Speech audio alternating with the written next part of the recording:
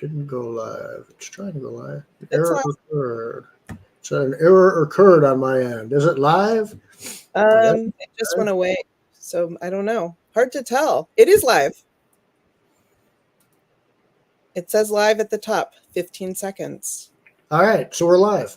That Yeah. was so weird. Like, there's a new Facebook thing that's going on too that was screwing things up, but we got that covered.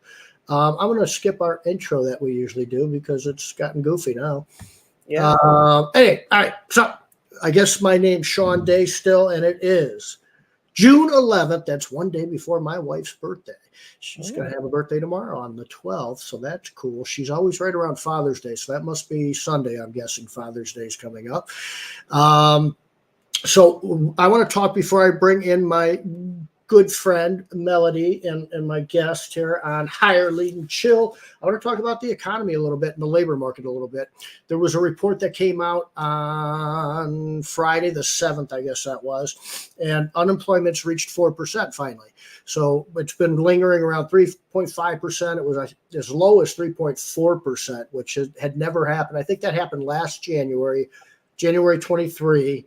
And again in April of 23, and that was like the lowest it's been since man walked on the moon, literally like 1969 or so.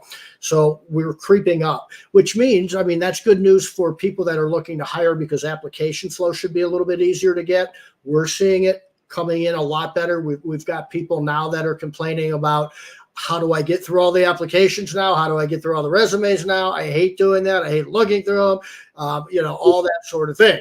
So that's where, when we started Hire, Lead, and Chill back in 2016-ish, I never even talked about boosting or sponsoring because you didn't need to. You can get 500 applications overnight on Indeed's free stuff and throw something on Facebook, and you could deal with that. As far as not spending money, it was great. But then the problem was, what do you do with these 500 resumes? What do you do to go through all these applicants? How do you screen through them? And so hopefully through Hire, Lead, and Chill, you're learning how to do that a little bit. And if you want to hire somebody to do that, my team be happy to do that for you. So hireleadchill.com. We've got a proprietary screening process that we have set up for mainly home service industry and technicians, but we just found a cool operation manager for somebody, a pest control company in way out in the boonies somewhere. So it was not an easy task, but we found one, and we find salespeople and things like that too. So anyway, enough of that. Let me bring in my good friend, Melody S. Edwards. How are you today? I'm good. How are you? I'm okay. I've had like a roller coaster. Yeah. There's some like good news, bad news stuff going on. And it's really, was it today? Nothing to talk about. Yeah. It just happened sort of today. Me too. Yeah, so not that I want to talk about on the podcast necessarily, but it just happened, So I was like, I actually was going, man, I should just reschedule this. And I'm going, oh, wait a minute, Melody's on. I can't do that. I'm not doing it. You always cheer me up when we see each other, man. So you cheer me up too. So it's mutual. Cool. Tell the people about yourself if they don't know who you are. Absolutely. So I am a home service unicorn because I started when I was 17 years old as a window cleaner, and eventually owned 2 window cleaning companies. We did power washing or exterior cleaning as well. And I just sold my last home service company, which is Christmas lights, commercial mainly. And I co-founded Home Service VA, which is a service that we find virtual assistants for business owners, and we really do a lot to support on the back end. We create systems for people. It's just kind of like, it's hard to even explain what level of support goes into what we do. But my business partner, Dina, and I created the experience we wish had existed when we first started working together. And we continue to work on that all the time. So it's really fun. We've worked with hundreds of home service business owners and other business owners. And it's kind of the passion. Awesome. Let me take back to the window cleaning and the Christmas light. So window cleaning, like you said, you started that quite a number of years ago. Yeah. What made you exit out of there, or how did that come about? Well, COVID and Christmas lights. So in 2020, of course, that hit. It was the best year I had culturally in my company, because you and I are so similar about how we view people, how we view leadership. So you know that like I was all about that in my company, Yep. and I didn't have anybody leave in 2020. We were a tight team. And so one of my friends who had owned a family Christmas light company for 40 years decided he was moving to Florida. I'm in Massachusetts. I was like, you can't just dump that company. I need that. That's like my life's dream, is to decorate things. Yeah. And so I ended up buying that. And that first season, it just, I mean, everything with one of the things I'm good at is systemizing a business and then losing interest. That year specifically, it was because I realized I wanted to do Christmas lights. I loved it so much. It was like, that was my new shiny object. And I had my team, like I had a great team. And so I was able to sell the business to some of my employees. And, Nice. and then at that point, I had like a midlife crisis, because I realized, Melody, you're a recovering workaholic, and you just made it so you only have 4 months of work a year. What are you going to do? And so my business mentor, Kedma, she had encouraged me to start a recruiting company for virtual assistants, and because I'd been doing it for free, as I tend to do things my favorite way. And she was like, "You're not allowed to do it for free anymore." And so that's how Home Service VA got started. Awesome. Awesome. And I had to sell the Christmas lights company really because Home Service VA needs my attention fully. Yeah. Yeah. Couldn't do both. I don't know how people. I've had two businesses all along. I have to say, like, it's hard, and yeah. Yeah. People can do it, and some people can't do it. Some people shouldn't do it. I'm trying to remember who I had. Oh, it was Kurt Kempton. He's like, I'm not one of Yes. these guys that can own 2 or 3 or 4 different things. My life is just, my brain goes like this as it is. I don't need 10 businesses to help with that. Right. Yes. He's the And king of so, ADD, and so am I. I'm the queen of ADD, and that's kind of another reason why I focus on home service, is because having an executive assistant in my life is what really changed my whole existence, including, I'm about to be a stay-at-home mom tomorrow. Today, I'm a full-time business owner. Tomorrow, I'm a stay-at-home mom for the summer and a business owner. But like having Christine, my assistant, who is literally the melody manager, that's the only reason that I'm able to push forward and right. keep going and Yeah. get that done. It's not alone. So you went from VA, free VA stuff to Friends and yeah, for friends who you have like hundreds in the home service industry. So yeah. you got. Would you say, or do you know, were you the first to sort of offer the VA service for the home service industries? So I think there is somebody in cleaning before us, for sure. We were the first company that came into home service, and I've spent the last 3.5 years just educating about VAs. We were a little bit ahead of our time, because Yeah. even though people were doing it on their own, they didn't quite know how to do, because it's not simple. Just like with hiring is not the thing. It's like Right. we recruit, we hire. That's not the hard part. It's the part before, like it's putting in the systems, and it's creating the culture and the leadership and the, keeping people accountable. That's the hard part. So Right. yeah, we were the first ones to come into the home service world, because I used to be in the Conquer program. And Mhm. so that was like a big group of people who were in home service world. And that was really where most of my clients started. And we've been very much referral based.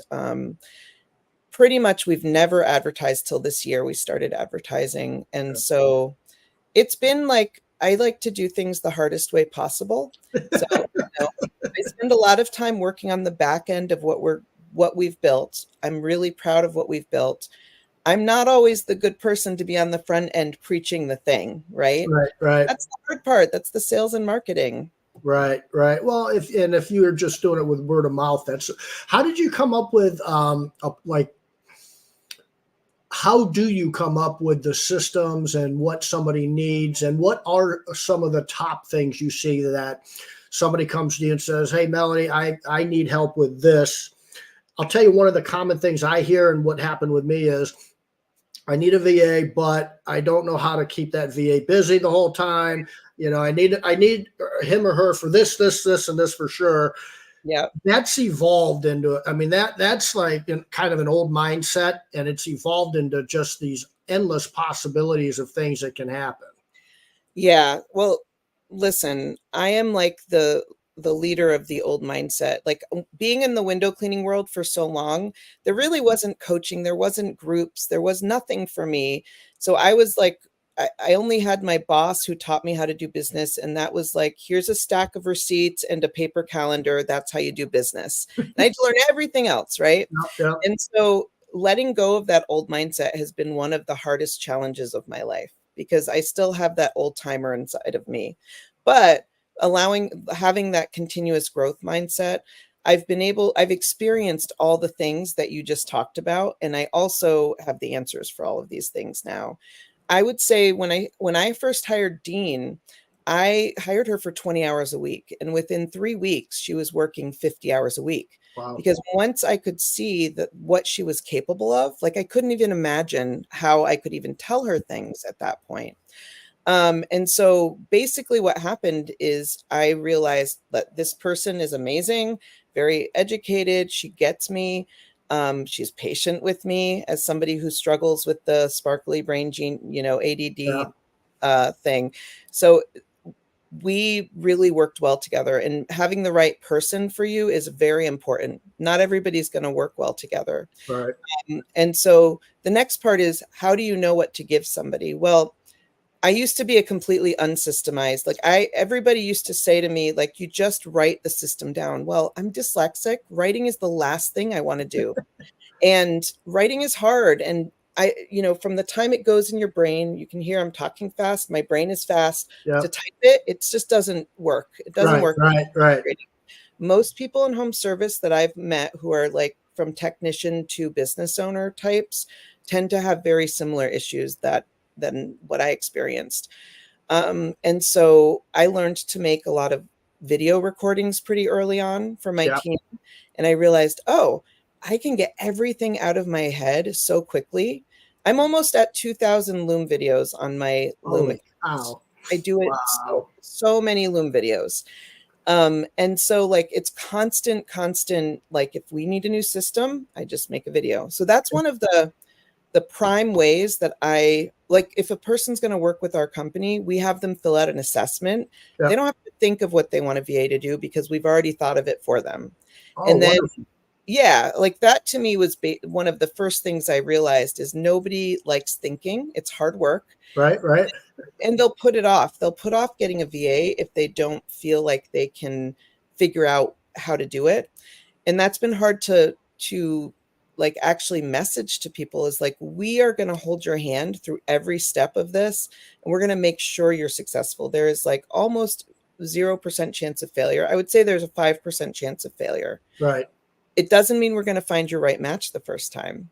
It Right. might, but we have a very high match success rate in our company. We watch that. Yep. So going back to the whole thing of like, what can a VA do? And I'm trying to get back to the place we were Right. before. Right. But it really is about figuring out what it is that you do every day, writing it down as you do it. That's the first step, is just start writing. Even if you just sit down for 5 minutes on your phone, bring up your notes, start writing a list every time. Or using Loom, you can do audio recordings. What I do now is I audio record, I stick it into ChatGPT, I have it transcribe it into either an action list or whatever I need it to do is what I have ChatGPT do. And then those notes go into a spreadsheet. I keep it super simple. Yep. I hate spreadsheets, and also they're the simplest way to contain large amounts of information. Yep. And then eventually you have a list of all the videos you have to make. And so whether you have an office person, whether it's, in the field, like for me in the field, that's hard. But I started asking my technicians to make videos when they came across difficult things that we Yep. didn't usually see. And they did. But I also made a lot of training videos for our team. And then eventually, one of the proudest things that I was able to do is create a really great training system for my Nice. technicians, like top notch, Yep. thought of everything. So I Super don't, important. yeah. So do you think it's more of a task to write the things down that are income producing, or do you think it's more, or do you think it's based on customer per customer, what they really want out of some things, or does your assessment uncover things that they might not even realize? I mean, we always talk about, how much are you worth?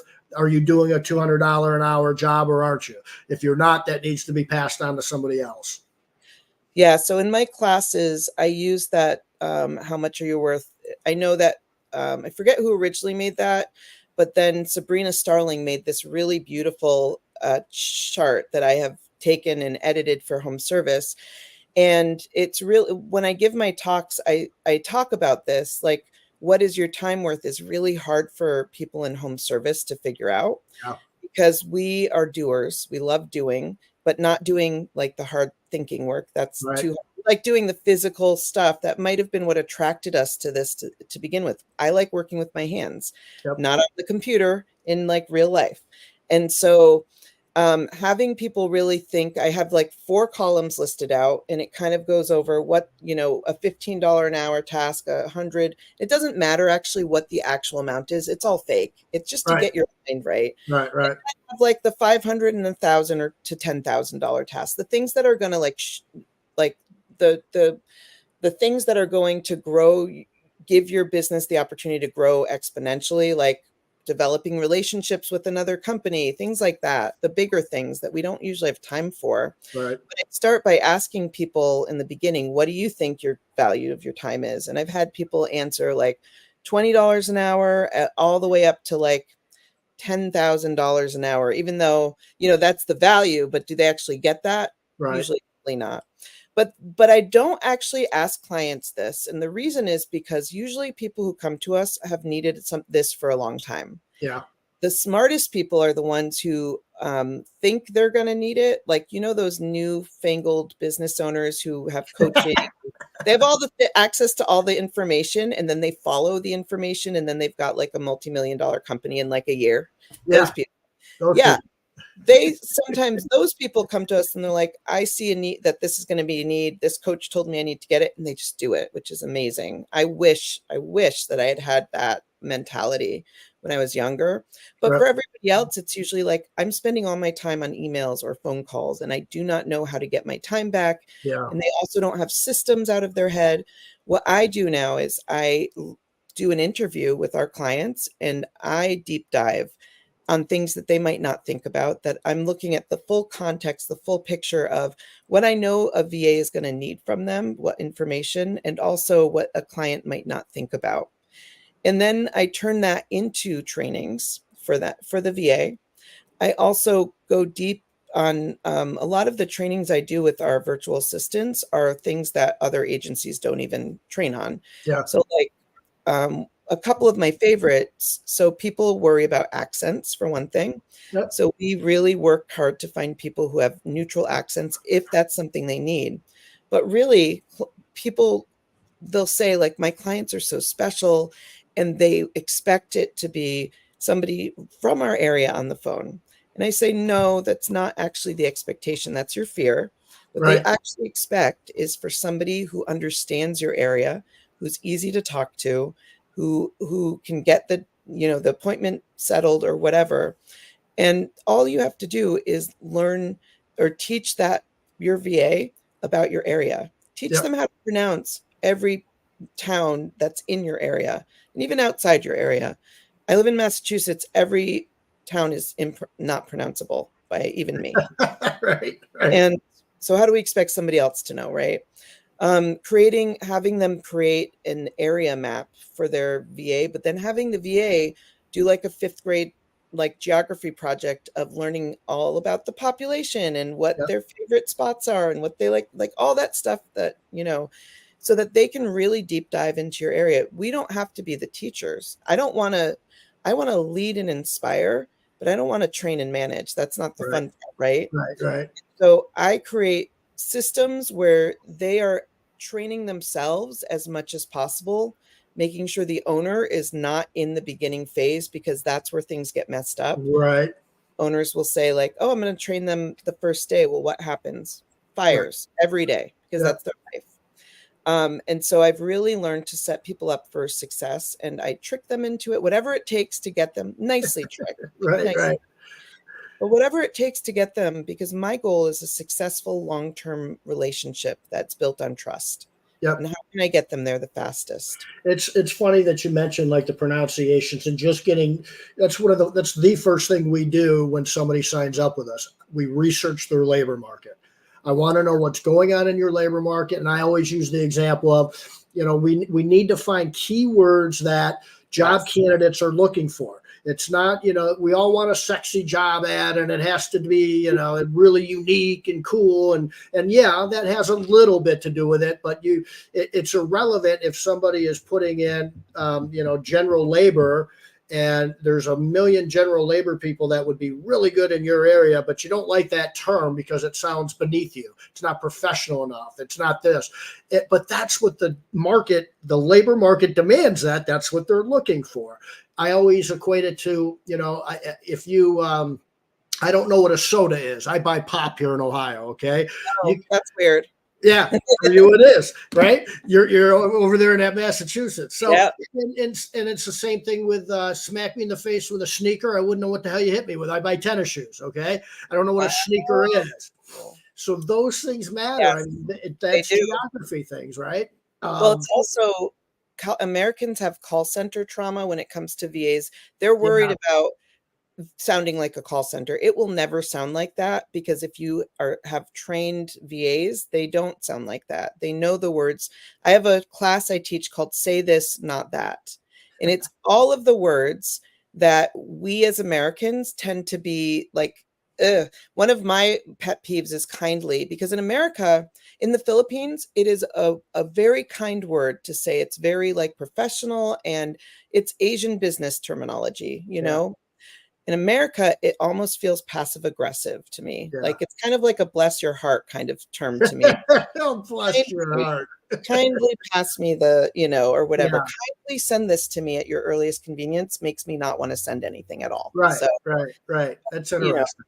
I yeah. had I had a guy on from he lives in Costa Rica. He's a really unique dude. He was a good guest. God, his name was Richard. I can't remember I think it was Richard Clark. But he has a telemarketing company with hundreds of employees, and he does a lot of stuff with the voice tones and just things like that he gets into. And he gets talking, and then all of a sudden he'll be like, there's this pause, and it's just like that. You can tell he's just a well practiced Mhm. communicator, Yeah. and it's almost like every breath and the silence is important at certain times, but he's just having a conversation. I mean, and then all of a sudden he breaks in. Yeah, I collect pinball machines, and I got a Donkey Kong machine, and he's just a really cool guy. But there is a lot to learn about just the tones and voices and things Yeah. like that. Now, do you have clients that have VAs do cold calling or any type of sales calling and things like that? And is that Absolutely. something that is working, or is that something that is difficult with the language? Or tell me a little bit about that. Yeah, so that's like it's so interesting because there's so many salespeople that are trained in the Philippines just because of how many call centers. For people who don't know, the reason why there's a lot of Filipino VAs is because, or virtual assistants, is because they speak American English when in their speaking voice. They write more formally, so they have to be untrained in that writing technique, but AI helps tremendously with that if they're Yeah. trained well on AI. But their speaking voices, they're highly educated, super smart people. Yep. They have a great, their personalities are really great. Yep. And so there's a lot of great things. They're loyal, trusting. Not every human in the Philippines is like this, of course, but as a culture, this is the cultural traits of the country. And so that's why a lot of call centers ended up in the Philippines, or, companies, and they get a lot of professional training. So there's a lot of great salespeople there. The thing that we've been struggling with actually is sometimes we struggle with salespeople, finding great salespeople who people like, and finding them within our range of like how much we're willing to pay versus how much they expect. Yeah. And so we're always trying to figure out how we can attract the right kinds of people.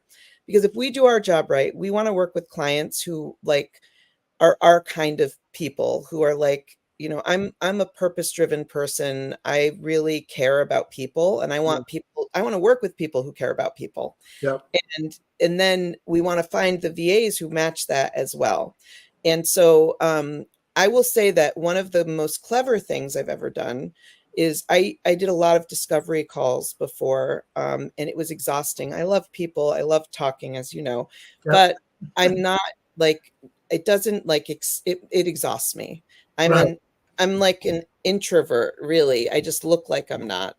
And so I was just dying all the time from how many calls I had. And so we hired a salesperson, Erica, and she is the best thing that ever happened to me. She does all of those calls, she enjoys them, and she gets the sales. And the thing I tell people who reach out directly to me, which is true, is I want you to talk to Erica first because she knows everything that we do. She actually goes in order. Like, I'll just go off on a tangent when I'm Right. talking. Right. She actually does give them the proper information. And most of the time, I don't even like, I'm just like, here to help. And then I'm Yep. on my way. Right. But I don't Right. actually, I'm not a great salesperson. I'm an educator. She actually gives people the information. She talks to them. And if they need something else, I'm there. But I usually don't have to do much after that. And I tell them, like, you want to see what a VA can do, I want you to meet with Erica first. That's That's awesome. why. And really, it's just it's also to protect my energy, because Right. I can't do that all day. Yeah. But and people love Erica. She's very good at it. And some people don't even know that she's in the Philippines because her accent sounds like indiscernibly America somewhere, but you don't, Right. you know. Yep. Yep. Do you ever think that? And I've had this discussion with Dan Plata. Yeah. There's this line, I think, and maybe there isn't one. I don't know, but we'll talk about it. Yeah. Is there a line where we want to make sure we're giving really good value and teaching, and we go to both you and I have presented to different places, and we're really telling people how to do our job, I and know. almost right? Is there an overeducated? Because I'm experiencing that a little bit now, where um, I see somebody, dude, you helped me so much, and this and that and the other, and I hired two people, and I used all those questions you told me about, and I'm just going, wait a minute, wait a minute. All right, that's cool. I did that, and I'm like, that's great, man. And I just sit back sometimes and go, I know. that's really a cool thing. And I hope one day that you actually want to come and use our services and Yeah. find out that, maybe there's other things you can be doing instead of that. Yeah. What are your thoughts on that? I know I think there's a line, but man, I don't know. I've crossed it and I don't know how to get back. Shawn, no, we're twins. So I am very much, I don't, is it Adam Grant who says there's givers, takers, and matchers, Yeah. right? Yeah. I am very much a giver. You know that. I You don't, are. a lot of times I give so much away, and I have. That's been my whole MO, is Yeah. not learning how to have the boundary of not giving it all away. Because I want people to be successful. First and foremost, it's about serving. Yeah. And one of my former coaches, Matt Clark, taught me something that changed my mindset so much, because it just made sense. He said, a business can be a ministry, it cannot be a charity. And that's something I try to keep in my head all the time, because I do, just like you and just like Dan, like, we give, give, give. And a lot of times we're actually giving to takers sometimes. Like, Yeah. Yeah. and I hate to say this, and home service might yell at me. Maybe this is the part you put in the little clip, but like, home service people there are a lot of takers, and it's the kinds of people who end up here. It's not an accident that that's the case, Yeah. Yeah. and so it's hard. I've been taken advantage of in many ways over and over again, not ever expecting that. Given away all my systems to people, even Right. though they're from Mel's sparkly brain, and they're very valuable. But now I've given it to so many people, because on the one hand, I could keep it, but eventually it would have gotten out anyway. So I'm trying to get better about owning the things that are mine and allowing it to be in the world, because we all know that there's for every one person who can do the thing well, they might be able to hire well and they might be able to like, but can they do all the other things? Like, Right. not necessarily. And so there's 9 people for that one person. I am one of those people who, if you give me I mean, I want to be a DIY person all the time. That's the old version of me from Yeah. the olden days. But I've learned that that is the hardest way for me to get anything accomplished. And I Yeah. want to know how it's done, but once I know, I'm going to hire the person. But I have like that skeptical mind of like, I need to understand what it is that you do. I had to go through the lesson several times of, I can do that. What are you doing? Oh I yeah. can do that. Right. And then when I do, I screw it up because I'm not good at it. And I thought I could do it. And Yeah. it's like, and, you know, and I thought, geez, I could save all that money. And it never happens that way. It just doesn't. Never. No. But yeah, I'm the same way. Like, and then the other thing, and we talked about this a little bit, Yeah. um, that when you sort of revolutionize, and maybe that's a little too strong of a word. I'm not, I'm a little more humble than that. But when you bring a new service type Yeah. to an industry, you're going to get when it's a good idea, there's going to be competition that comes into the Sure. place. And I think it's a good, healthy thing to have competition. I think Yeah. it only overall helps the industry, and that's really what we want to do anyway. Yeah. But And then there's a fine line there of, man, what are they doing? I talked about those 10 things and now they're doing those 10 things. And I just did this and I and get so it, but it's yeah, frustrating, but I get it. You know what I mean?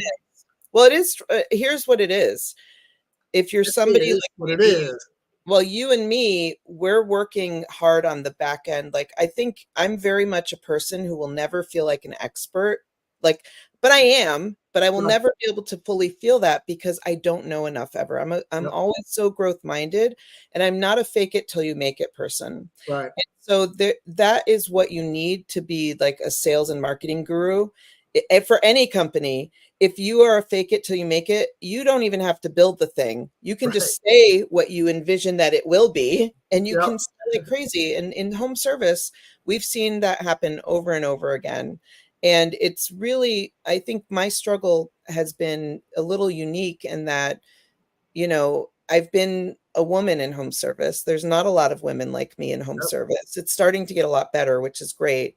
But when the guys in home service are looking to who they're going to work with and who they're going to listen to, it's not going to be, authentic Melody necessarily, who's like sharing her heart with you and going to help you. They want the person that they want to be, right? A lot of times they go with the person that they see as being very successful. They see what they want to be, and they're like, well, that guy has it figured out. I want to go with them. And I'm Right. not saying that about agencies. I'm just talking in general with all the companies in home service. We've experienced that over and over with marketing agencies, with everything. And so it's been very frustrating for me. I won't lie, because I've been here doing this, honing it, getting it really good for people.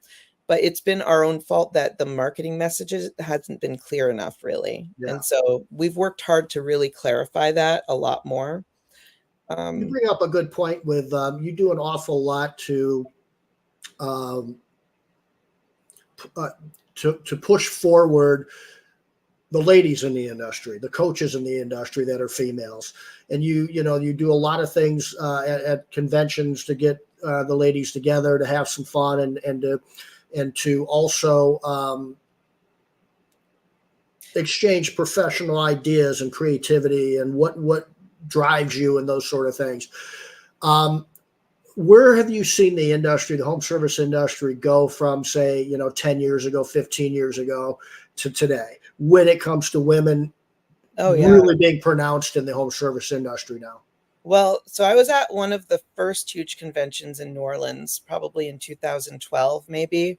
Mm-hmm. And from then until now is like insanely different. There might have been a couple women at that first event, but there were very few women. And if they were there, it might not have been that they were industry, because I could count on my hands back then how Yeah. many women I knew who actually did window cleaning or power washing, things like that. Like, it was very rare that even because there are a lot of husband-wife teams. I'm not dismissing that, but Right. it's different. There are different roles there. And so I would say now it's like night and day. It's pretty fantastic. I really love that there's so many, like when Kedma O, who was Brandon Vaughn's coach in the SBA, came on board at Conquer. That's why I signed up for Conquer. I have never had a female mentor. Imagine never having a mentor who understood your background, who understood like, well, you're home with the kids, you have a husband, you have a family, you have other things, you're carrying the emotional weight of everybody, your employees. There's just so much. And that's not something necessarily that a guy can always understand. Right. And so it's been really cool. I have a group called the Business Misfits that every time I meet a like-minded woman who's just like, heart, not heart-centered, because there's a lot of women in home service. We're tough.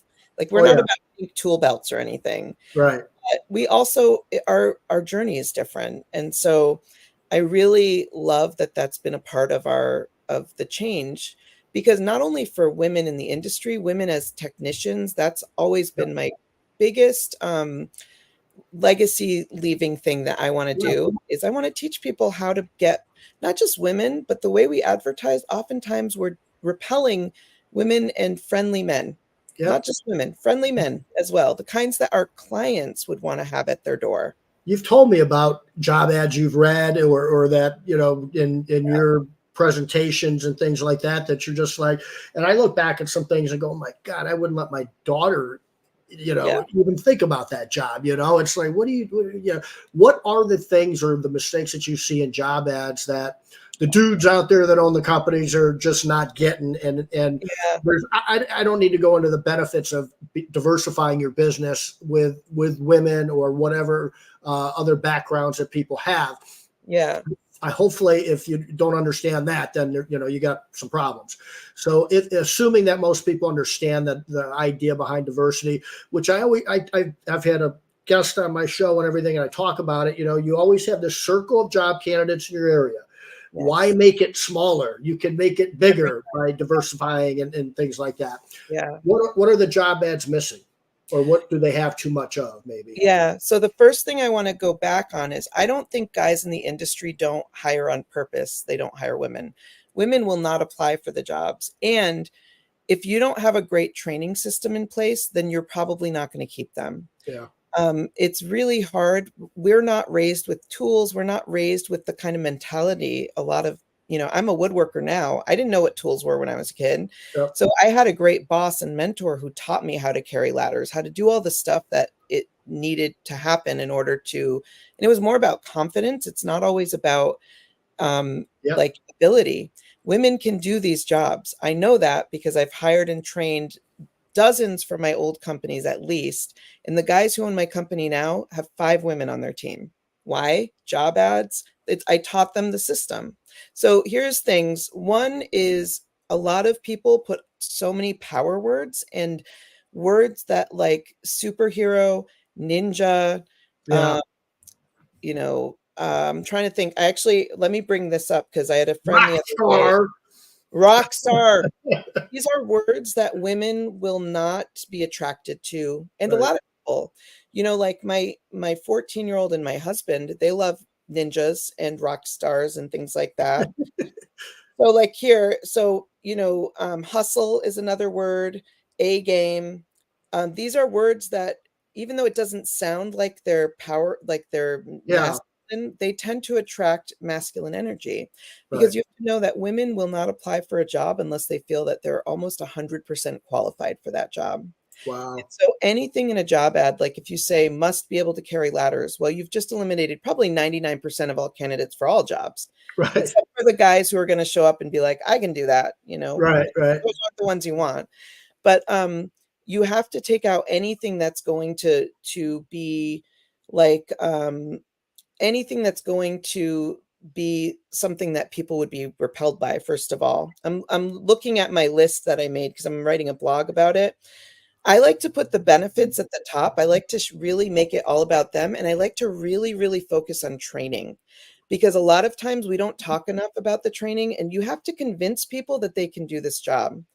I also don't like to use regular words for my headings all the time. So like you were saying, if you put up an ad for window cleaning, no woman will probably Right. apply for that because it sounds scary and dangerous and they don't have the experience needed for that kind of thing. But what I used to write is something that Kurt used to do, and I stole it from him. I don't know if I stole this from him, but it was exterior customers. No, what did I call it? I called it customer service cleaner. Yeah. Because, and then if I just got them to look in the job, Yep. then I had them hooked because right from the start, I would tell them, like, you might not think that you're the kind of person that should apply. Let me decide. It's like we own a window cleaning company. We're a Yeah. customer service company that happens to clean Yeah, windows. what is that shoe company? That the Zappos way. Yeah. Yeah. I Yeah. think we stole it from Zappos. But yeah, Yeah. that's what I would say. We are a customer service company that happens to clean windows. And then I talk about all of the reasons they should apply. And I go deep into the training part to make sure that they knew that they weren't going to be thrown in the field. Now, I had to get to a point where I wouldn't just throw people in the field because that's Right. what you have to Right. be honest about what you do. I also had to build an amazing culture. And I try to use really inclusive language, which doesn't mean, I know a lot of these are trigger words for people, but it's not. It's just like if you want more applicants that are the right kind, who are going to be those loyal, awesome people, these things matter. And then one of the biggest things that I wrote in my ad that changed everything, it might not be so I wrote enthusiastic women, men, and members of the LGBTQ community are encouraged to apply.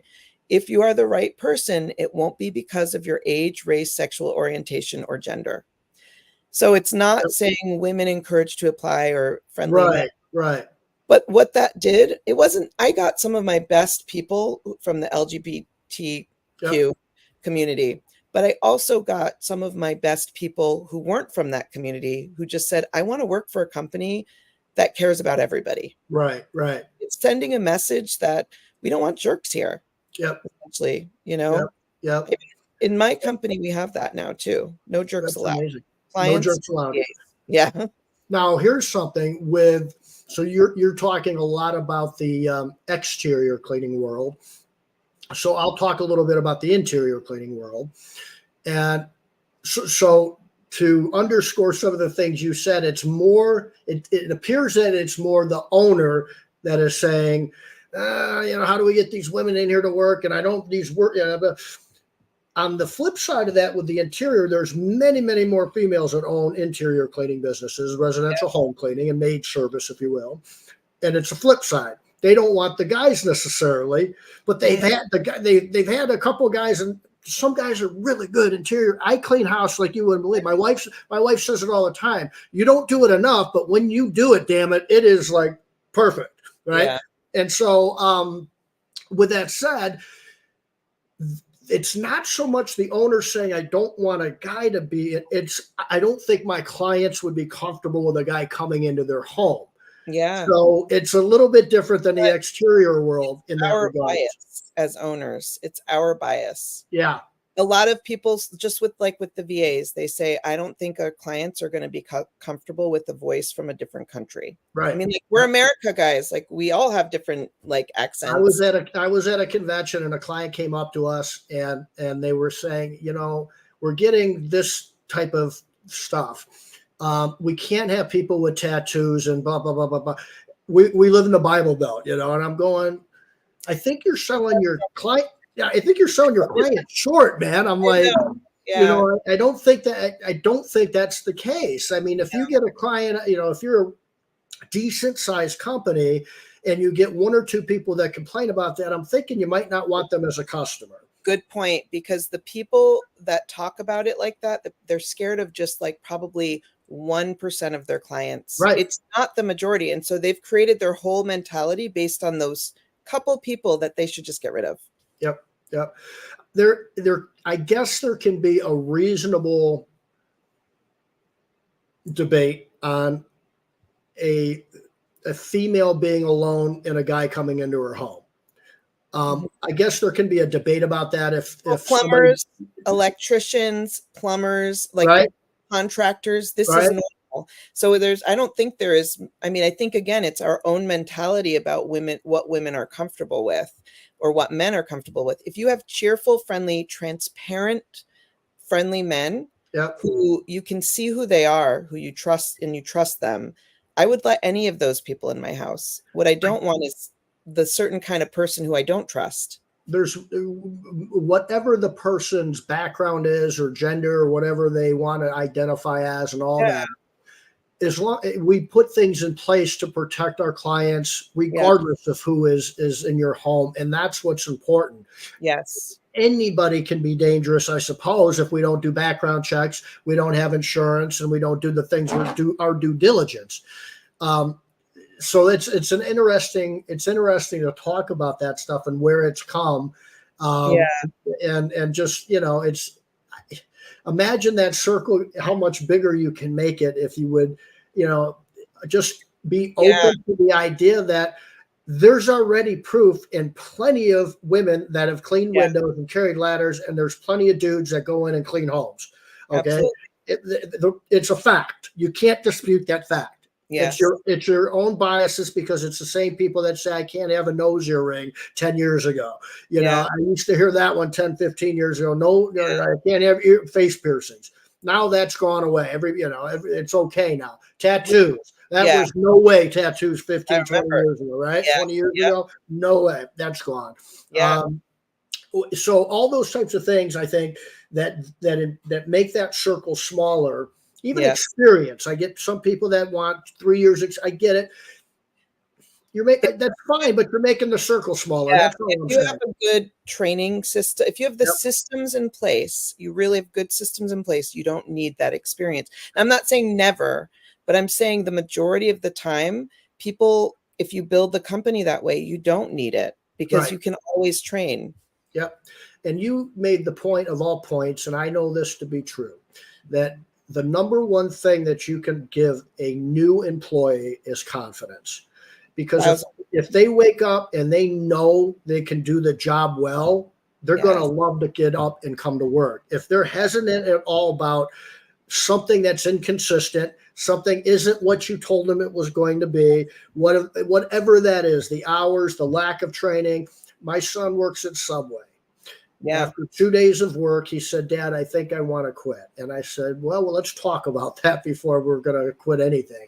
And I said, what's the problem? And he said, I'm just not getting any training. And then I said, just hang in there a minute, see if they do. Okay, 2 more days, 3 more days. And he said, now one of the people there embarrassed me in front of the client saying, why don't you know this by now? Right. And he's like, because nobody's. I said, man, if there was ever a good excuse to want to change your job, I said what the problem is that you're not getting training. The solution isn't quitting. The solution is go to your manager first, and he did. And so on Mother's Day, he's supposed to work like 4 hours, and like 3 hours in, hey, I got to work. They want me to stay longer. So he worked in like 9 hours. He was supposed to work 3 hours on Mother's Day. So I'm like waiting in the parking lot because he's 15. I got to pick him up. And I'm going, oh, man, he's going to just be so pissed off and upset about it. He's going to want to quit for sure, right? Yeah. He comes in there and he goes, I go, how was it, bud? He goes, it was probably the best day of my life. I got the manager's mom who used to work there came in to train him. Amazing. And he was like, that was it. I'm thinking, God, he wants to quit because it's too hard maybe or something. But he was being honest, and he said, that's it. And I said, bud, I try to tell small business owners this every single day when I talk to business owners. They want to be confident, which is what? Comfort. And that's, I mean, we talk about, owners getting out of your comfort zone and stuff, but you really need, they're more like people that are coming in to be comfortable in their environment. It's sort of like your child. You want them comfortable before you tell them to go fly out of the nest and fall. You want to make sure that you're teaching them things. And then when you do the teaching and you do that type of thing and they're confident about it, then they're going out and they're doing things that you wouldn't believe they can do. And they're problem solving and they got initiative because they've got the confidence through the training, like you said. 100%. And the thing about it is most owners, I'm comfortable with uncomfortable things. Right. I thrive on it. Yeah. but you can't throw employees. That's why they're not business owners, because Right. they are not meant to go into the world and just jump in. Like, that's not a good way to start people out. Most people want that comfort, like you said. And so it's not easy. I'm not going to say it's easy to build, but you start with little pieces at a time. And guess what?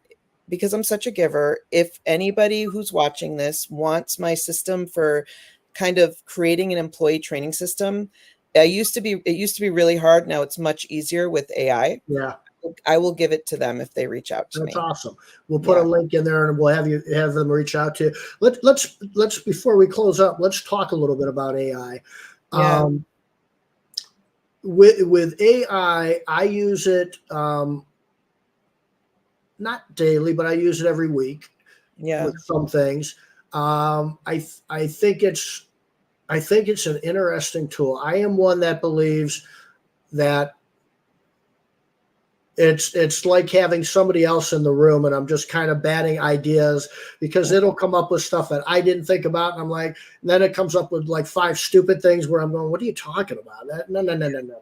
And so, like, I was arguing with it about like political something one time or another, and I was going back and forth with it, and I'm like, but can't you see the view if this? And it's like, you're actually having this debate, and it's really cool. So I like the idea that it can give me ideas that I never thought about, regardless of the things that are kind of goofy about it and a little bit, that's not what I meant and all that. It's only as good as your prompts are, really, right? Exactly. And you have to be a good critical thinker. You can't just use that data that it gives you, because sometimes we like to be lazy. Sometimes we can copy and Yeah. paste.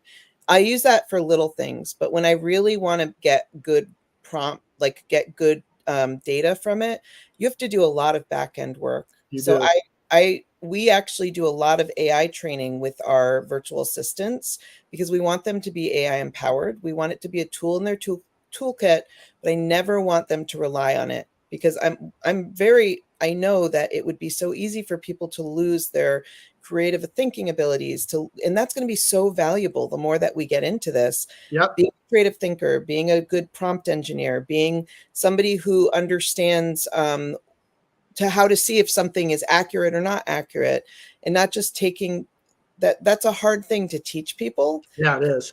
Thinking, but it's also really important. Yeah. And I think I've been working with AI since last December. When I heard that this was happening, I immediately understood that. I was afraid, right? I'm usually Sure. a fearful person. And this time I just dove in, because I Yep. realized for me to continue with the virtual assistant agency, I worked with a guy who also has an agency and is really deep into marketing. He's really great with AI. I became certified in his persona building method, and I've just flown from there.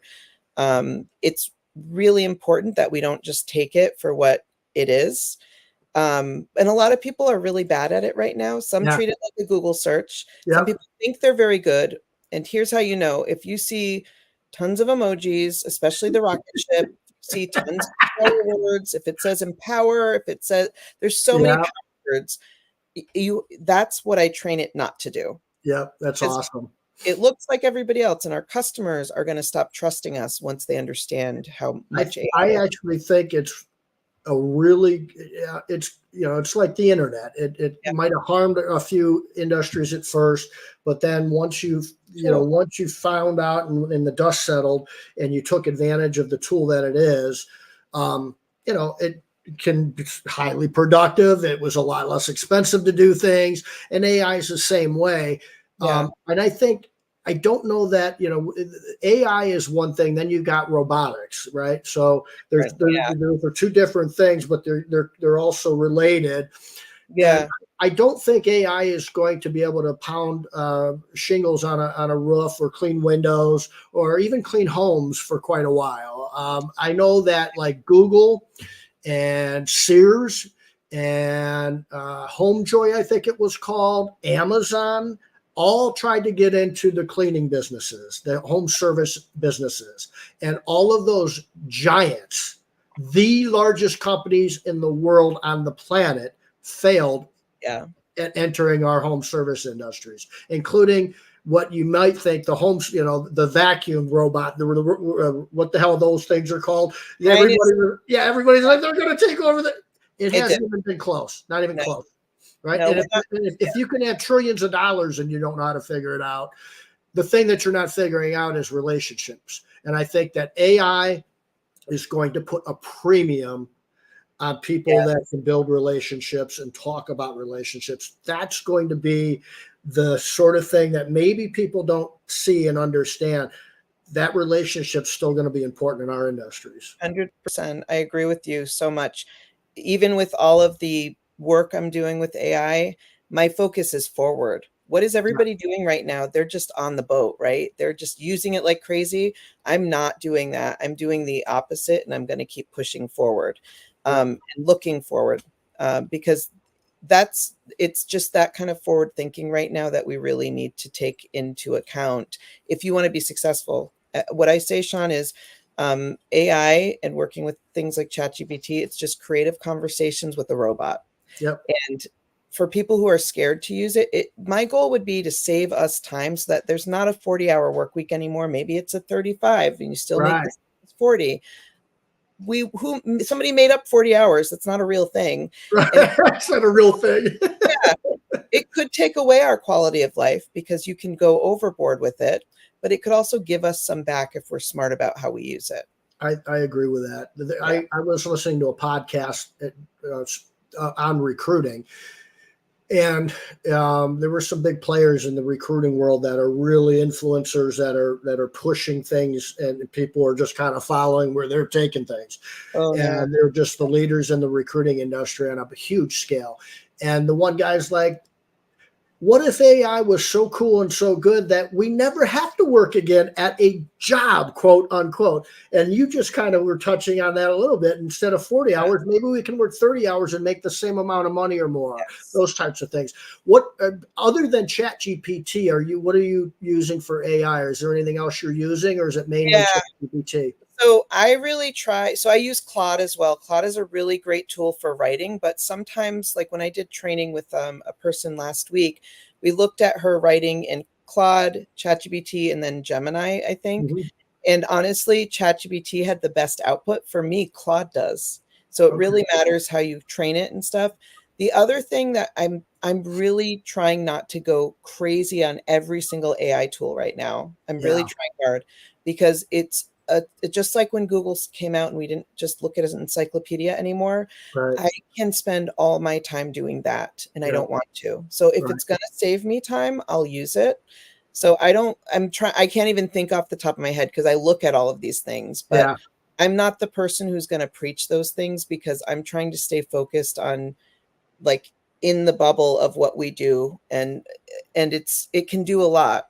I forget the name of the tool though, that does have, you can buy it. It's like 20 or 30 bucks a month. And it has ChatGPT and Claude and it has like all of them in one thing. And I'll put it in the chat because I forget what it's called, but that's a good value right there. Yeah, so. For sure. Okay. All right. What else you got? Anything else? Well, I mean, I'm going to be giving a free ChatGPT class coming up soon. I didn't set the date yet because I asked people last week. I've had people asking me about this. I haven't done one in a year. And so I'm going to do one class that's public, and then I might do a paid class after that, depending on, that would be more in depth, more with like how to really train properly. But other than that, like, if people need virtual assistants, they can come to, I think I've proven here that I'm willing to give away all my free information. But if somebody wants to come talk to, like, reach out to me, most likely my assistant, Christine, who is my communication buffer, because I need that, will send a link to Erica on our team, or if they have specific questions, I'm here. Friend me on Facebook. That's where most of my people are, because I'm old and all the groups are. So, and if anybody has anything about window cleaning, I have like 30 years of knowledge here that I would be happy to share if anybody ever wants to know it. Because why have 30 years of window cleaning specific knowledge if I can't? That's it. I can attest to the giving, serving heart that Melody has. The first time we met, maybe not the first time we met, but the first time we actually had conversation, you had made these cool Yeah. like giveaway things, just these little gift type things, handmade things that you were just handing out at a convention. And I thought, that's just like the coolest thing on the earth. I mean, that is just obviously somebody that's not thinking of themselves and in their own world. And I think, we've talked about this, and I talk about the first 20 minutes of my presentation on recruiting has Yeah. to do with ego and perception. And those things are so, the ego just crushes us and gets in the way. And, this, are you worthy to work for me? Well, we'll have to find out, won't we? It's just like, I got a really nice email from a young business owner that was doing nothing but Christmas lights, and he was doing real well. And he saw a presentation I did a couple years ago at Clipicon, actually. And he was one of those that was like standing in the back, kind of looking to wait. You're talking to a couple people. That's the person I look for all the time. I love that I person. love that person. Because I was that person. Exactly. Right. Right. It's so funny. And so I'm talking, and I'm like, okay. And I got plans already for lunch and everything with somebody. And I'm like, all right. He goes, do you have 10 minutes that I can talk to you in private? And I'm like, yeah, man, let's go talk. Like 2.5 hours later, we're sitting there talking. There's tears. I don't know how I'm going to survive my marriage. I don't know. I think they all quit. I don't know I think they're all about to quit. I don't know. And this and that and the other. And that was like 2.5 years ago, 3 years ago. And I got a super nice email from him. I reached out to him to see how he was doing. And, it was just a really nice email that he wrote, and it just made my day. And that was, I told you before we hopped on, I said I had a really good thing. That was the really good thing. And then there's like a roller coaster ride going on. But I'm glad we hopped on, because I feel a lot better. Always. Shawn, I think we are the business therapists for people. Maybe. I've been called that before. So I think that's something we have in common as well. Wow. This was a great conversation. I really enjoyed it. I can talk about recruitment for a million years. Yep. So. Yeah. I'll have you back on, because I've got some kiddo things to do, or I'd keep this going for another hour or so. It's okay. I have my things, so I get it. Yeah. Cool. Let's get out of here next. I don't know who I have on next week, but we'll let you know who it is. Other than that, Melody, I appreciate it. We'll talk real soon. And everybody out there, be good, work hard. God bless.